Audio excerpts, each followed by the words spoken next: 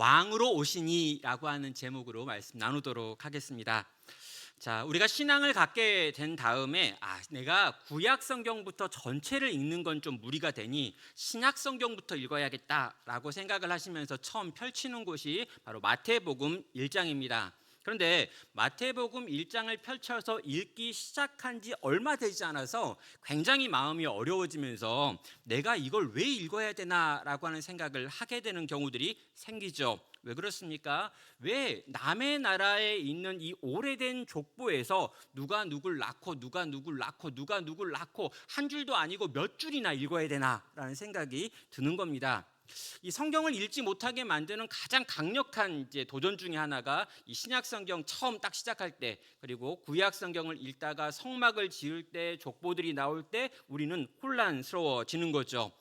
자, 그런데 오늘 마태복음 1장 1절부터 해가지고 17절에 있는 이 족보의 내용을 다루려고 하는데요. 이유는 이 족보가 단지 아주 옛날 사람들, 그리고 유대 사람들 중에 어떤 유명한 집안들이 보여주고 있는 족보의 내용, 이 정도의 수준의 내용이 아니기 때문입니다. 이 마태복음 1장에 나와 있는 족보는요, 하나님의 약속이 역사 가운데 어떻게 관통해 왔는지, 그리고 성취되어 왔는지를 보여주는 굉장히 중요한 신학적인 선언이 담겨 있기 때문입니다. 자, 여러분, 약속이라고 하는 걸 떠올리면 여러분 어떤 생각을 하십니까? 여러분, 약속은요 절대 좋은 멋진 말이 아니라는 걸 우리는 알고 있습니다. 여러분, 약속은요 그 약속이 성취되어질 때 그 약속한 자의 성실함, 그 약속한 자의 능력이 증명되어집니다. 그래서 약속이 의미가 있어지려면은요 그 약속이 실제로 이 땅에서 성취되어져야 합니다. 자, 하나님께서는요 아브라함에게 너의 후손을 통해서 큰 민족을 이루겠다라고 하는 약속을 하셨습니다. 또 다윗을 보시면서 너의 왕위가 영원히 끊어지지 않을 것이다라고 하는 약속도 하셨지요. 자, 그런데 이런 약속들이 이 땅에서 성취되어지지 않는다면, 아브라함이 큰 민족을 이루고 이 온 세상에 복이 되어지는 일이 일어나지 않는다면, 다윗의 왕위가 끊겨져 버린다면 하나님의 약속은 성취되지 않은 것이고 하나님은 믿을 만한 분이 아니게 되는 것입니다. 그래서 오늘 본문을 보면은요, 하나님께서 하나님의 백성들에게 주셨던 약속이 있는데 그 약속이 어떻게 긴 역사 속에서 성취되어지고 있는가라는 걸 이 족보를 통해서 보여주고 있습니다. 하나님의 약속은 유대인들에게는 가장 큰 소망이었습니다. 그래서 마태는 예수 그리스도의 시작을 알리는 이 소식 속에 바로 그의 족보라고 하는 걸 놓고 있는 것입니다. 그래서 1장 1절에서 이렇게 선언이 되는데요, 아브라함과 다윗의 자손 예수 그리스도의 계보다라고 하는 선언입니다. 자, 이 한 문장을 통해서 마태는요, 하나님께서는 약속을 잊어버린 적이 없다라고 하는 선언을 하고 있습니다. 그리고 예수님 안에서 그 모든 약속, 가장 중요했던 두 가지 약속이 성취되었습니다라고 하는 걸 보여주는 것이죠. 이 마태복음은요 구약의 전통 속에 살고 있었던 유대인들을 향한 복음을 담고 있습니다. 그래서 그들에게 예수님이 어떤 분이신지 가장 잘 설명하는 방식은요 바로 구약에 있는 중요한 약속들을 생각하면서 그 약속들이 과연 어떻게 또 누구를 통해 성취되었는지를 보여주는 데 있는 것입니다. 마태는 예수님의 태어나는 이야기, 이 탄생의 이야기를 족보로부터 시작하면서 하나님의 약속은 긴 세대를 지나서 어떻게 끊어지지 않고 이렇게 연결되었습니다라고 말하고 있다는 거죠. 성도 여러분, 하나님은 약속하신 것을 반드시 지키시는 분이십니다. 하나님의 약속은요 인간의 시간표와 상황에 좌우되지 않습니다. 이스라엘 역사를 생각해 보면요, 나라가 망했습니다. 민족이 뿔뿔이 흩어져 버렸습니다. 왕조가 끊어지고 모든 것이 다 없어진 것 같아 보였었던 때가 있습니다. 완전히 절망할 수밖에 없었던 시간들이 그들의 민족 가운데 있었습니다. 그러나 그럼에도 불구하고 이 모든 것을 뚫고 하나님께서 약속하신 아들이 이 땅 가운데 임하셨다라고 하는 것이 오늘 본문이 보여주는 내용인 것이죠. 성도 여러분, 하나님은 오늘 또 우리에게 질문하십니다. 하나님께서는 지금도 그분의 약속을 지키고 계시는가라고 하는 질문 앞에 여러분이 뭐라고 대답하는지 묻고 계신다는 거죠. 인생을 살다 보면 정말 하나님이 과연 계신가? 하나님이 내게 주신 약속을 지키시는가? 하나님이 그때 내 마음 가운데 이러이러한 마음을 주셔가지고 그 마음에 순종해서 여기까지 왔는데 왜 지금 내 인생에는 그 약속이 성취되고 있지 않는 것 같은가? 하나님은 약속을 지키시는 분이신가라고 하는 의문이 생길 때가 있습니다. 그런데 오늘 본문은요, 하나님은 반드시 약속을 지키신다. 그 약속이 심지어 잠시 잠깐 완전히 없어진 것 같아 보이고 다 망한 것 같고 다 끝난 것 같고 절망이고 낙심이며 더 이상 소망이 전혀 없는 것 같아 보인다 할지라도 그 속을 뚫고 오셔서 결국에 이루시는 것이 하나님이시다라고 하는 걸 보여준다는 것이죠. 이 성탄을 통해서 하나님께서 인간 가운데 오시는 사건, 그리고 우리의 기대를 뛰어넘어 그분의 약속을 성취하는 이야기를 오늘 이 족보를 통해서 살펴보겠습니다. 자, 첫 번째로요, 이 족보를 통해서 보게 되는 것은 언약의 역사 속에 오시는 왕을 우리는 보게 됩니다. 1절은 말합니다. 아브라함과 다윗의 자손 예수 그리스도의 계보라라고 하는 선언이죠. 자, 이 짧은 문장은요, 성경 전체의 흐름, 구약에 있는 모든 약속, 그리고 하나님 나라가 이제는 시작되었습니다라고 하는 걸 선언하는 문장입니다. 마태는 예수님을 소개하면서요, 가장 먼저 아브라함의 자손이다라고 말하고 있고요, 다윗의 자손이다라고 말하고 있습니다. 자, 먼저 아브라함의 자손이다라고 하는 표현은요, 창세기 12장에 나와 있는 하나님께서 아브라함을 부르시면서 주셨던 약속을 상기시키는 부분입니다. 창세기 12장 2절은 말합니다. 내가 너로 큰 민족을 이루고 내게 복을 주어 내 이름을 창대하게 하리니 너는 복이 될지라. 너를 축복하는 자들에게는 내가 복을 내리고 너를 저주하는 자에게는 내가 저주하리니 땅의 모든 족속이 너로 말미암아 복을 얻을 것이라 하신지라라고 말합니다. 자, 하나님께서 아브라함을 만나셨습니다. 그리고 아브라함에게 내가 너로 하여금 큰 민족을 만들 거다라고 하는 약속을 하셨죠. 그리고 온 세상에게 복을 끼치는 존재로 복의 통로로 삼겠다라고 하는 약속을 했습니다. 그런데 여러분, 아브라함의 인생을 살펴보면 아주 잠깐 동안 다른 나라 몇 개의 도움을 주기는 했지만 큰 나라와 온 민족과 온 세상에게 유익을 끼치는 그런 존재로 살지는 않았던 거죠. 그리고 그의 민족 이스라엘도 마찬가지였습니다. 자, 그래서요, 아브라함에게 주셨던 하나님의 약속은 성취되지 못한 것 같았습니다. 특별히 아브라함의 계보를 통해 나온 이스라엘 민족이 포로가 되어 끌려가 흩어져 버렸을 때 사람들은 아브라함과 맺었던 약속이 없어졌다라고 생각을 했던 거지요. 그런데 예수 그리스도께서 아브라함의 후손으로 자손으로 오셨다라고 하는 선언은 그 하나님의 약속이 예수 그리스도 안에서 성취되었다라고 하는 첫 번째 선언이 되는 것입니다. 예수님을 통해서 아브라함에게 주셨던 약속이 성취되어지며 온 세상이 복을 받게 되었습니다라고 하는 선언을 하고 계신 것이죠. 또 마태는요, 예수님을 다윗의 자손이다라고 밝히고 있습니다. 이는 사무엘하 7장에 나와 있는 다윗과 하나님이 맺은 언약에서 나오는 내용이죠. 자, 다윗은요, 하나님께 하나님을 위한 집을 지어드리고 싶어요 라고 하는 마음을 보였습니다. 그랬더니 하나님이 웃으시면서 내가 어떻게 사람이 만들어낸 건물에 거하겠느냐, 내가 힘이 없고 능력이 없어서 내 집을 짓지 못하겠느냐라고 말하면서 다윗에게 집 짓지 말라라고 이야기합니다. 그런데요, 하나님은 다윗의 그 마음이 너무너무 고마웠습니다. 그래서 이 다윗을 향해서 내가 네가 생각한 적도 없는 복을 주겠다라고 하시면서 다윗에게 하나님이 주시는 복의 내용이 이 사무엘하 7장에 나와 있습니다. 그리고요, 그 모든 복의 내용의 결론이 사무엘하 7장 16절이죠. 내 집과 내 나라가 내 앞에서 영원히 보존되고 내 왕위가 영원히 견고하리라 하셨다 하라라고 하는 약속입니다. 자, 여러분, 이 다윗의 가문과 다윗의 왕조와 다윗의 나라가 영원히 보존될 것이다, 절대로 흔들리고 요동하지 않을 것이다 라고 하는 하나님의 약속이 있었습니다. 자, 그런데요, 이 약속이 과연 지켜지고 있느냐라고 하면 역사 속에서 아닌 것 같아 보이는 경우가 있는 거죠. 그럼 남유다를 통해서 다윗의 왕조가 유지되는 것처럼 보였습니다. 그러나 남유다도 망했습니다. 남유다도 망해가지고 뿔뿔이 바벨론에 흩어져 버렸고, 과연 이 왕조가 유지될 수 있을까 생각할 때 왕조는 전혀 없어진 것 같아 보였던 때가 있다는 것이죠. 사람들은 다윗의 왕조가 끝났다라고 생각했습니다. 그런데 지금 이 약속이 어떻게 성취되고 있습니까? 하나님의 아들 예수 그리스도가 바로 이 다윗의 가문, 다윗의 후손으로 오고 있는 장면을 통해서 확인할 수 있게 되는 것입니다.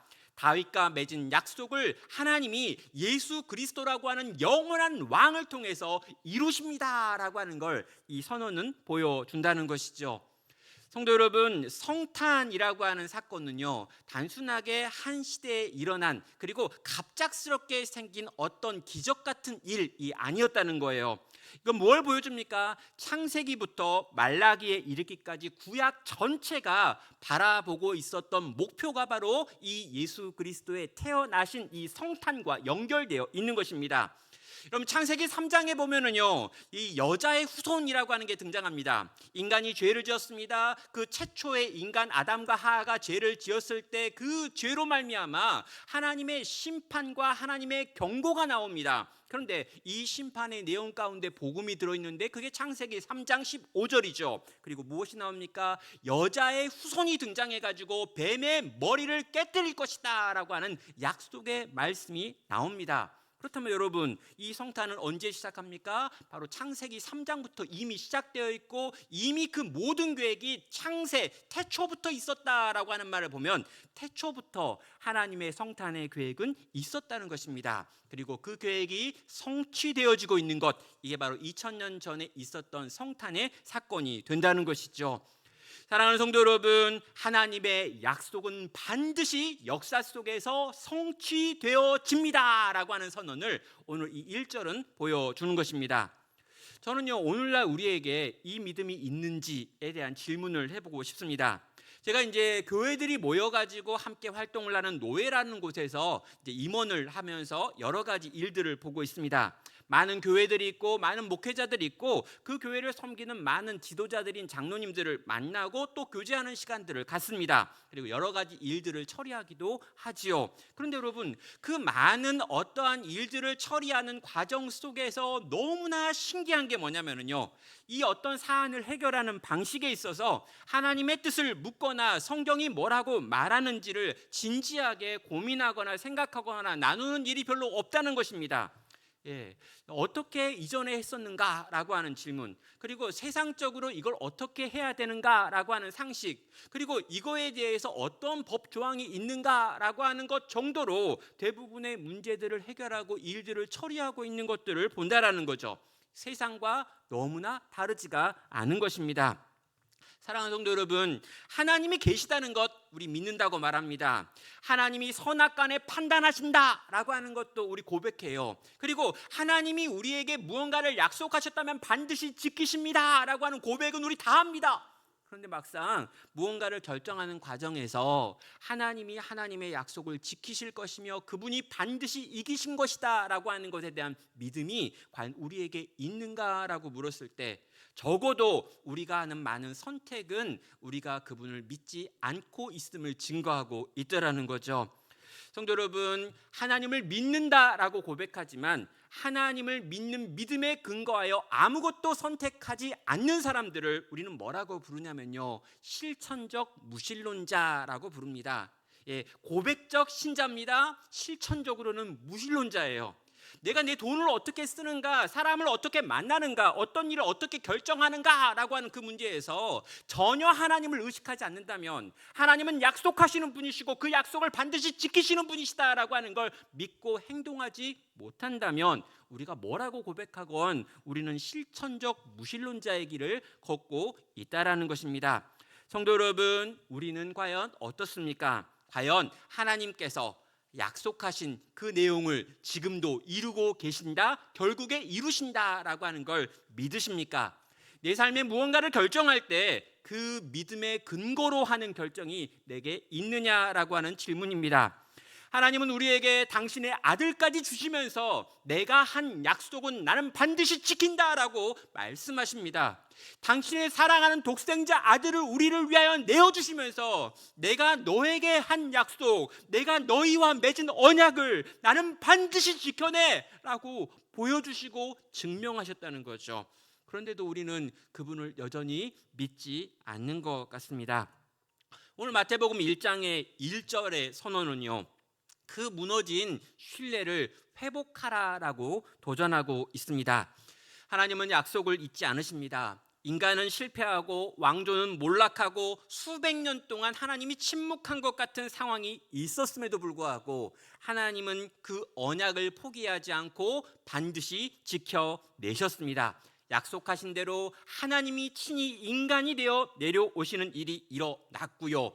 그 인간이 되신 하나님께서 우리를 위하여 십자가에 달려 죽으심으로 우리의 모든 죄를 사하는 놀랍고 위대한 기적이 일어났고요. 그로 말미암아 우리는 살았고 영원히 살게 되었습니다. 하나님의 약속은 말로만이 아니라 실제 그분의 아들을 내어주시는 선택과 행동으로 드러나고 증명되었다는 것이죠. 이 증명된 하나님의 약속을 다시금 믿으시는 우리 되기를 주의 이름으로 축원합니다. 그의 약속이 우리의 삶의 기준이 되고 그분의 말씀이 반드시 성취될 것을 믿는 믿음으로 오늘 내가 걸어가는 길에 하나하나의 선택들을 쌓아갈 수 있는 믿음을 가진 성도 되시기를 주님의 이름으로 축원합니다. 두 번째로요, 2절부터 11절까지에 있는 내용을 보면요, 깨진 역사 속에 오시는 왕을 보게 됩니다. 자, 본격적으로 족보 안에 있는 이야기들을 한번 읽어보셔야 되는데요, 2절부터 16절까지 나와 있는 내용을 제가 여러분과 함께 읽다 보면 설교의 흐름을 다 놓치고 누가 또 누굴 낳았네, 진짜 많이 낳네, 이러다 끝나버릴 것 같습니다. 그래서요, 이 내용을 좀 읽지 않고요, 이 내용 가운데 있는 아주 특징, 이 모든 인류 역사의 족보 가운데 없는 아주 신기한 특징 하나를 살펴보려고 합니다. 자, 이 족보는요, 당시 유대인들이 가지고 있었던 족보와도 다르고요, 인류 전반이 가지고 있는 족보와도 다른 아주 특이점이 하나가 있습니다. 이 족보의 특이점이 무엇일까요? 이 족보 안에 아주 특별한 여인들에 대한 이야기들이 나온다는 것입니다. 자, 성경은요, 예수님의 족보를 기록함에 있어서 감추려 하거나 미화하거나 무언가를 정제하려고 시도하지 않습니다.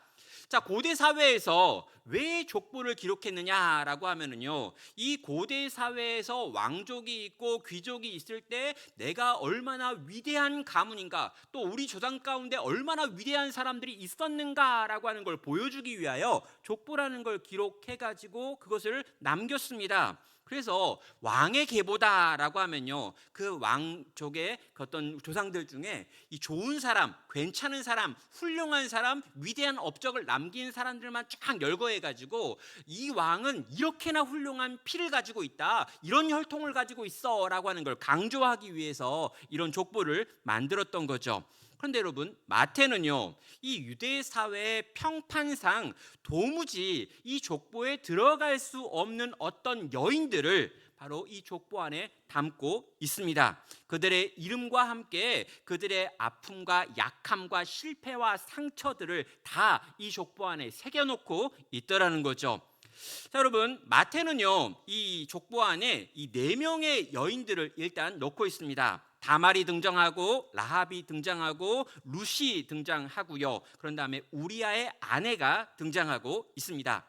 자, 3절과 5절과 6절에 나와 있는데요, 3절에 유다는 다말에게서 베레스와 세레를 낳고 베레스는 헤스론을 낳고 헤스론은 람을 낳고 살몬은 라합에게서 보아스를 낳고 보아스는 룻에게서 오벳을 낳고 오벳은 이새를 낳고 이새는 다윗 왕을 낳으니라 다윗은 우리아의 아내에게서 솔로몬을 낳고라고 말합니다.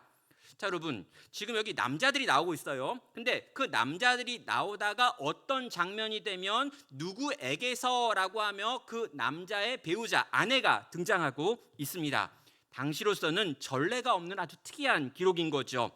자, 유대 사회 족보에서는요, 기본적으로 여성을 넣지 않았습니다. 그리고 복잡한 사연이 있는 여성을 넣는다라고 하는 건 상상할 수조차 없는 일이었던 거죠. 그런데 마태는 굳이 이 네 여인의 이름을 넣고 그들의 일과를 담고 있습니다. 여러분, 다말을 먼저 생각해 보면은요, 다말은 굉장히 아주 특이한 이력을 가지고 있는 여인입니다. 일단 이 가나안 이방 여인이었고요, 씹사리에서 굉장히 고통을 당했습니다. 남편이 일찍 죽었습니다. 그리고 시아버지와의 관계 속에서 애가 태어났고요, 그 시아버지가 자기를 죽이려고 하는 시도까지 했던 적이 있는 여인입니다. 자, 여러분, 우리는요, 이 다말이라고 하는 여인이 살았던 그 시대에 다말이 얼마나 비참했을까라고 하는 생각을 하게 됩니다. 당시 기준으로 이 여인은 돌에 맞아 죽을 여인이었고요, 심지어 그렇게 죽을 뻔했던 적도 있는 여인입니다. 그런데 하나님께서는요, 이 상처가 많은 이 비참한 다말이라고 하는 여인의 이름을 이 족보 안에 넣음으로 이 유다의 족보 속에 지금 이 예수 그리스도가 나오게 만든다는 거죠. 이어지는 이야기도 볼까요? 라합이 등장하는데, 라합은 누구입니까? 여리고의 이방 여인일 뿐만 아니라 기생이라고 하는 직업을 가지고 있던 인물이었습니다. 그럼 세상의 기준이라면요, 이 여인은 족보에 들어갈 만한 자격이 없습니다. 당연히 왕의 족보에는 더 이상 들어가서는 안 되는 사람인 거죠. 그런데 하나님께서는 이 라합이 가지고 있던 믿음을 귀하게 보셨고요, 살몬과 결혼한 다음에 예수님의 족보에 들어갈 수 있도록 여기에 기록하여 남고 있는 겁니다. 자, 여러분, 이 라합이 왜 살몬과 결혼했냐면요, 이 두 명의 정탐꾼을 여리고에 보내는데 이 두 명의 정탐꾼 중에 한 명이 이 살몬이어가지고 하필 이제 그렇게 만나가지고 결혼해가지고 또 계보에 들어왔습니다. 자, 여러분, 룻이라고 하는 여인도 마찬가지입니다. 이 역시 모압 여인입니다. 이방인입니다. 남편 때문에 여호와 하나님에 대하여 알기는 알게 되었지만 그 남편조차 일찍 죽어 과부가 되었던 여인입니다. 자, 그런데 하나님께서는 이 룻이라고 하는 여인을 통해 가지고 또다시 다윗의 계보를 이어가게 만들었다는 거죠. 그리고 마지막에 우리아의 아내가 등장하여 솔로몬을 낳았다라고 하는 내용까지 나오고 있습니다. 우리아의 아내의 이름은 밧세바지요. 그런데 여러분, 밧세바라고 하는 그녀의 이름을 기록하지 않고 이 마태는요, 굳이 이 다윗을 통해서 솔로몬이 나왔는데 그 다윗과 결혼한 사람이 우리아의 아내였다라고 밝히고 있습니다. 밧세바라고 안 하고 그 전 남편 이름을 말하고 있는 거죠. 왜 그렇습니까? 다윗이 지은 죄와 이 여인의 이 비참에 대하여 보여주는 것입니다. 자, 유대인들이 가장 좋아했던 왕이 다윗이고 솔로몬입니다. 그런데 가장 기다리고 가장 원했던 다윗, 가장 사랑했던 솔로몬, 그런데 이 솔로몬이 누구의 자식이었느냐라고 할 때 바로 우리아의 아내였던 밧세바를 통해서 이 땅에 태어난 게 솔로몬이었고, 다윗은 그런 범죄를 지었다라고 하는 걸 지금 보여주고 있다라는 거죠. 다윗이 한 가장 큰 범죄를 생각하게 하는 방식으로 밧세바를 소개하면서 굳이 우리아의 아내라고 하는 표현을 썼던 것입니다. 성도 여러분, 정리하면 어떻습니까? 이 마태는요, 예수님의 족보 안에 담겨 있는 비참한 이야기들을 하나도 감추고 있지 않더라는 거죠. 아니, 심지어 일부러 이런 사건들을 찾아서 기록하는 것 같다라고 하는 생각이 들 정도입니다. 성도 여러분, 예수님의 족보에는 상처받은 사람들이 있습니다. 실패한 사람들이 있습니다. 이방인들이 들어와 있습니다. 큰 죄를 지었고 용서받기는 했지만 그 죄로 말미암아 크게 고통당했던 이야기들이 이 안에 담겨 있더라는 거죠. 여러분, 족보가 단순하게 정말 좋은 혈통이었다라고 하는 걸 보여주는 족보가 아니라 예수님께서 이 땅에 누구를 위하여 오셨는지, 누구를 통해서 오시는지를 보여주기 위한 족보였음을 알게 하는 부분입니다. 오늘 이 족보가 주는 메시지는 분명합니다. 예수님은 깨끗한 사람들에게 오신 것이 아니라 깨진 사람들에게 오셨다라는 것입니다. 예수님은 도덕적으로 완전한 사람들에게 오신 것이 아니고요, 신앙적으로 흠없는 사람들에게 오신 것이 아니고요, 사회적으로 인정받고 있는 사람들을 통해서 그들을 위하여 오신 것이 아니라 깨지고 상하고 망가지고 부서지고 죄인이고 돌에 맞아 죽을 뻔했던 이들을 통해 그들을 위해 이 땅 가운데 오셨다라는 것입니다. 예수님은요, 회개할 것 없는 의인들을 위하여 오신 분이 아니라 오늘 또 와서 하나님께 엎드려 나는 죄인입니다, 하나님 앞에 설 수 없습니다, 나는 너무 부족합니다, 그러나 그럼에도 불구하고 나는 은혜가 필요하고 살아야겠고 주 뜻대로 주 안에서 살고 싶습니다라고 고백하는 그들을 향해 오시는 분이라는 거죠. 성도 여러분, 우리는 어떻습니까? 우리는 본능적으로 깨진 사람들이 싫습니다. 그들과 함께하는 걸 불편해합니다. 깨진 사람들이 가지고 있는 날카로운 모서리가 나를 찌를 거라고 두려워합니다. 다칠까봐, 상할까봐 마음이 어려운 거지요. 내가 남을 상처 입힐 수 있다라는 생각 거의 하지 않습니다. 그리고 내가 받을 수 있는 상처만 우리는 떠올리고 계산합니다. 그래서 최대한 깨어진 사람들, 망가진 사람들, 약한 사람들, 흠 있는 사람들과 함께하고 싶어 하지 않습니다.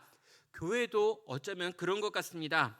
그럼 교회 구성원들이 다 정상적이고 문제가 없고 상처가 없고 말을 예쁘게 하고 정말 이렇게 표정이 늘 웃는 얼굴이면 너무너무 좋겠다라는 생각이 있습니다. 근데 교회 전체는 잘 모르겠지만 적어도 내가 속해 있는 우리 작은 교회는, 우리 소그룹은 내가 만나가지고 일주일에 한 번은 대화를 나누는 그 사람들은 이상한 사람이 없었으면 좋겠다, 이런 생각들 우리 종종 합니다. 내가 이상하다는 생각은 절대 안 합니다. 그런데요, 예수님의 조건은 우리에게 이렇게 말하고 있는 거죠.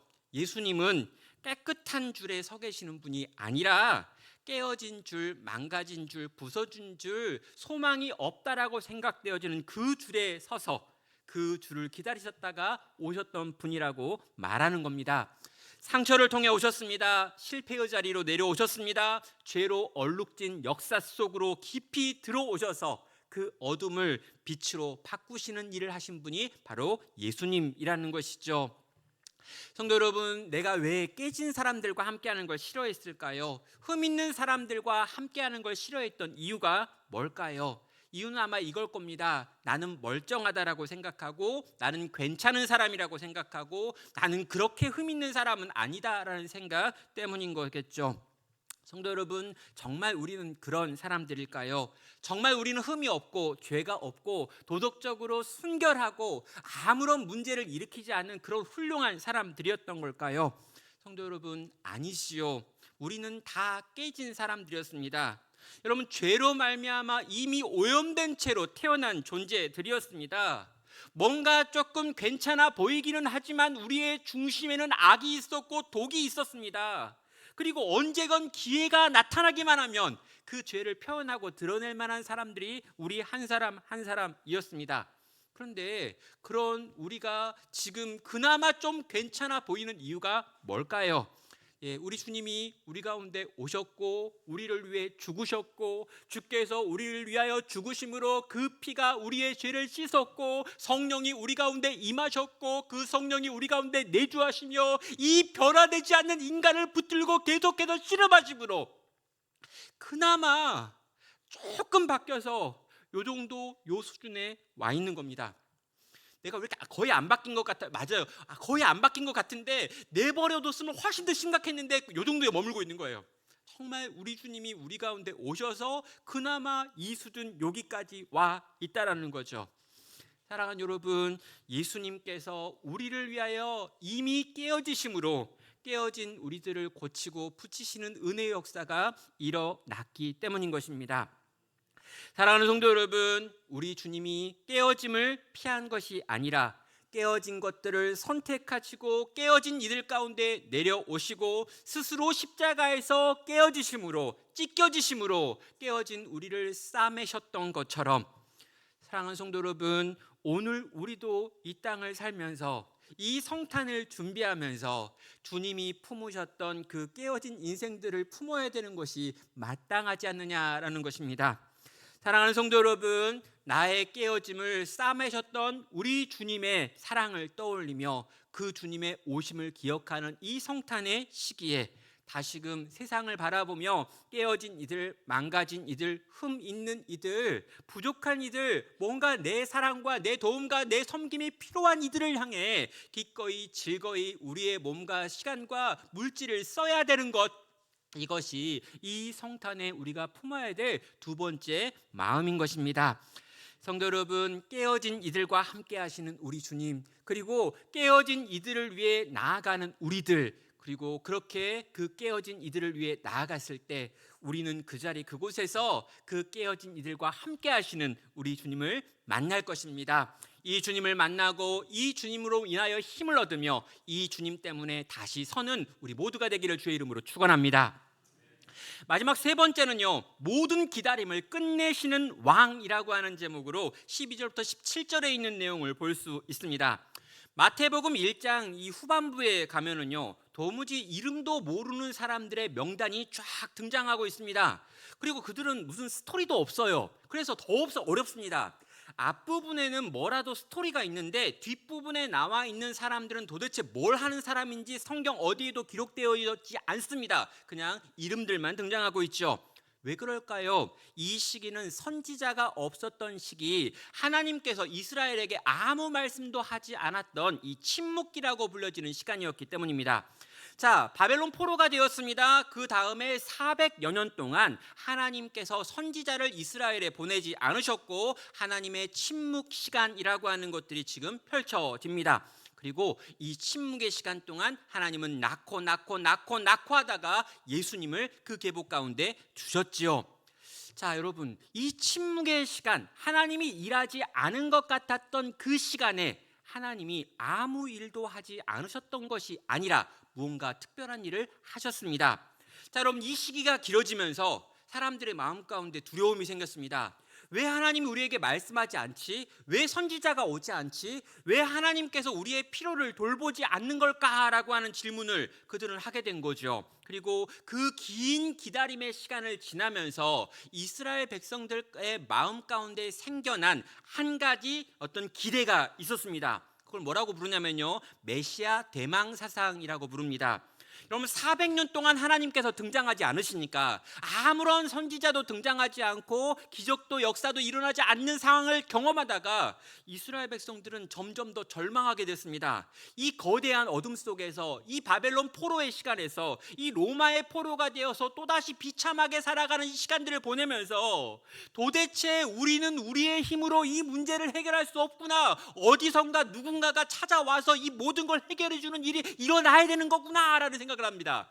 그리고 그걸 메시아가 올 거야, 메시아가 찾아올 거야. 그러면서 그들은 이렇게 기도한 거죠. 주님, 제발 우리를 불쌍히 여기소서. 주님, 제발 오셔서 이 어둠을 거두시옵소서. 이 거대한 어둠은 인간의 힘과 인간의 능력으로 되는 게 아니니 주님이 제발 오셔서, 하나님이 제발 오셔서 하나님이 기름 부어 세우신 메시아가 와서 이 문제를 해결하셔야겠습니다 라고 하는 게 그들의 고백이 되었습니다. 이게 메시아를 대망하는 사상이었던 거죠. 그리고 여러분, 이 메시아를 간절히 기다리고 있던 그들을 향해서 지금 마태복음 1장 족보의 마지막은 이렇게 정리되고 있습니다. 16절입니다. 야곱은 마리아의 남편 요셉을 낳았으니 마리아에게서 그리스도라 칭하는 예수가 나시니라 라고요. 자, 여러분, 이 족보의 끝에 누가 등장합니까? 그리스도라 칭하는 예수가 나셨다라고 하는 문장이 등장합니다. 여러분, 이 그리스도라고 하는 이 단어가 메시아라고 하는 단어와 같은 뜻을 가지고 있습니다. 여러분, 이 그리스도라고 하는 단어는요, 이 구약에서 어떻게 쓰여지고 있냐면 기름 부음을 받다라고 하는 뜻입니다. 그래서 이 구약에서 하나님께서 특별하게 사용하는 어떤 이들에게 기름을 부으시면서, 그러니까 기름 부음이라고 하는 의미에서 그리스도라는 말을 써요. 왕을 세우거나 제사장을 세우거나 선지자를 세울 때 기름 부음이라고 하는 의식이 있었습니다. 자, 그래서요, 이스라엘 백성들이 지금 간절하게 기름 부음을 받은 어떤 일을 찾고 있는 그때 예수님이 등장하셨는데 그 예수님은 바로 그 기름 부음을 받은 자다, 그리스도라고 불려지는 예수가 나타났다라고 하는 선언이 이 족보의 마지막 선언이 되는 것입니다. 예수님의 오심은요, 역사의 전환점이 됩니다. 긴 침묵의 시간이 끝났다라고 하는 선언입니다. 하나님이 약속하신 왕이 오셨다라고 하는 선언이고요, 하나님의 나라가 이제 이 세상 나라 가운데 임했습니다라고 하는 선언입니다. 유명한 사람 하나가 태어난 게 아니라, 정치적인 어떤 사람이 태어난 게 아니라, 어떤 걸 잘 가르치는 인류의 선생님이 태어난 게 아니라, 지금까지 있었던 이 긴 기다림을 뚫고 하나님이 우리 가운데 기름 부어 세우신 메시아가 왔습니다 라고 하는 선언인 거예요. 여러분, 이 선언이 오늘도 우리에게 지금 울려 퍼지고 있습니다. 성도 여러분, 때로 우리는 살면서 침묵기라고 하는 시간을 느끼는 것 같습니다. 너무 길고 무겁고, 정말 하나님이 어디 계시는가, 하나님이 정말 계시는 건 맞는가 라고 하는 생각이 드는 그런 때가 우리 인생에 있다라는 거예요. 우리는 깨어진 관계 때문에 아파하기도 합니다. 병상에 누워가지고 어떻게 하면 이 병이 나을 수 있을까라는 생각을 합니다. 어떤 문제가 생겨가지고 오래 기도했는데 응답이 되어지지 않는 일들을 경험하면서 도대체 어떻게 해야 되는가라는 생각을 한두 해 했으면 괜찮은데 그게 몇 년이 되고 심지어 10년이 넘고 20년이 넘는 그런 일들을 때로 경험합니다. 내 개인이 그런 일들을 경험하고요, 우리 가정이 그런 일들을 경험하고요, 교회가 그런 일을 경험하고요, 때로는 민족이, 나라가 그런 일들을 경험합니다. 도대체 하나님 어디 계시느냐? 도대체 하나님 어디 계시는 걸까? 아니, 지금 400년이 지났는데 400년 동안 말이 없으면 어떡하나? 사랑하는 성도 여러분, 이 기다림의 시간이 길어지면요, 점점 하나님이 진짜 뭔가 하실까? 하나님이 진짜 오실까? 하나님이 이 문제를 아시긴 아실까? 이 문제를 해결할 수는 있을까? 라고 하는 의심도 동일하게 커져갑니다. 그런데 여러분, 오늘 이 마태복음 1장 16절은 우리에게 이렇게 선언하는 거죠. 그 긴 침묵의 시기를, 그 긴 침묵과 그 긴 고통과 어둠의 시기를 메시아를 대망하며 기다린 너희야, 드디어 왔다라고요. 하나님 말씀하십니다. 나는 약속했고 그 약속한 걸 반드시 지켜낸다. 너희가 그 긴 침묵의 시간을 견디며 그 긴 침묵의 시간 속에서도 기다렸던 그 메시아가 지금 왔다라고요. 우리의 기다림도 마찬가지입니다. 하나님은 절대 늦지 않습니다. 하나님은 우리를 잊어버리지 않습니다. 하나님은 멈추지도 않으십니다. 하나님의 시간은 완전합니다. 하나님의 방법은 가장 아름답게 드러날 것입니다. 우린 누굽니까? 그걸 믿는 사람들인 것이죠. 성도 여러분, 우리 가운데 긴 침묵기를 경험하고 계신 분이 있다면, 오래 기도해도 응답되지 못한 인생의 문제가 있고 그 문제 때문에 하나님을 향한 신뢰가 점점 흐릿해지고 있는 어려움의 시간을 통과하고 있는 분들이 있다면, 주님, 이 족보를 다시 펼칠 수 있는 힘을 달라고 구하시길 바랍니다.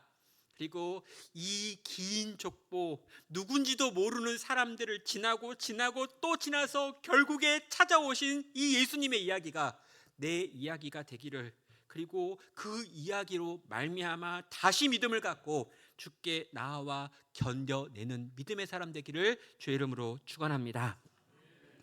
사랑하는 성도 여러분, 말씀을 마무리하도록 하겠습니다. 마태복음 1장에 있는 족보는요, 이 모든 세대를 뛰어넘어 약속을 성취하신 하나님의 모습을 보여주고 있습니다.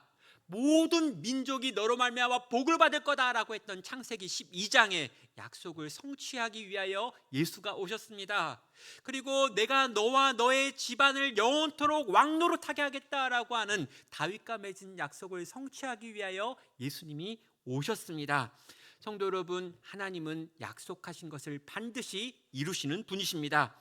또 여러분, 이 하나님은요, 우리를 통해서 깨끗한 사람들, 멋있는 사람들, 가치 있어 보인다라고 평가받는 사람들을 통해서 위하여 오시는 분이 아니라, 깨지고 망가지고 부서진 사람들, 세상이 별 볼 일 없다고 말하는 사람들, 그저 이름 한 글자 외에 아무것도 남기지 못한 그 사람들을 통과해서 오셨을 뿐만 아니라, 창녀를 통해서 오셨고요, 기생을 통해서 오셨고요, 이방인을 통해서 오셨고요, 돌에 맞아 죽을 뻔한 여인을 통해서 오신 분이 우리 주님이십니다. 사랑하는 여러분, 누구도 주님을 만나지 못할 만한 죄를 지은 이는 없습니다. 여기 계신 우리 모든 성도님들이 어느 때건 그 찾아오시는 주님을 만나고 경험하고 그 주님으로 말미암아 다시 일어설 수 있기를 주의 이름으로 축원합니다. 마지막입니다. 주님, 우리의 이 긴 기다림의 시간을 통과하셔서 오시라고 구하시길 바랍니다. 오늘 너무 긴 기다림 때문에 힘들었던 분이 있다면, 너무 긴 기다림 때문에 믿음이 거의 사라진 것 같다라고 여겨지는 분이 있다면, 이 시간 이 족보 앞에 서시기를 바랍니다. 400년을 기다렸지만 그분은 결국 오셨습니다. 오늘 우리가 가지고 있는 그 기다림을 뚫고 오시는 주님을 찾으며 이 성탄을 준비하는 이 시기에 이 놀랍도록 아름다우신 우리 주님, 우리 생에 찾아와 달라고, 다시 함께 일하여 달라고, 그 주님 소망하며 살아갈 수 있는 우리 모두가 되게 해달라고 구하는, 여기 계신 우리 모든 성도 되시기를 주의 이름으로 축원합니다.